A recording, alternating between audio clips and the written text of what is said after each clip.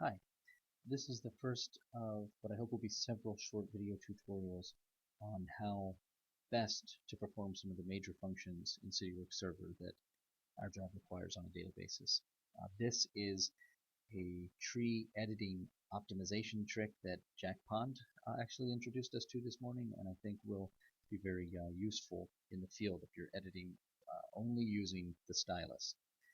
So here's how it goes. As with any time we're editing the trees, you got to make sure that your map in the legend includes the tree, d.tree map, as well as the actual trees, UFA trees, and that the trees themselves are selectable right there.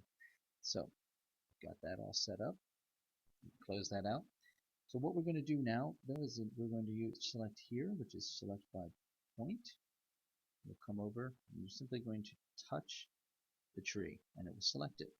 You get this little attribute window, which gives you the attribute table in that horizontal fashion.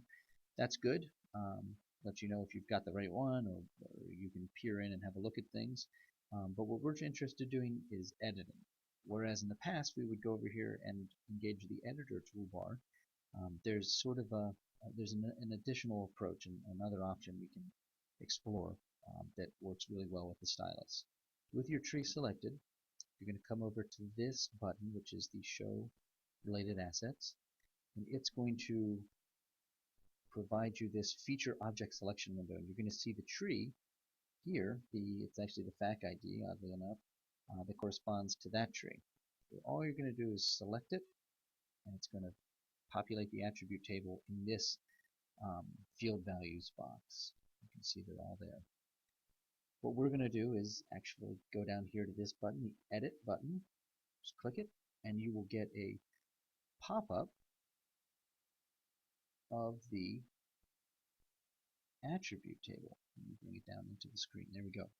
And so once you get in here, all of the domain fields, all of the fields that had a drop-down value, still have that drop-down value. We do hope to make some changes in the future to increase the number of these fields that are drop-down selectable. But in any event, here they are now. And so we can change, all of the attributes that require an update.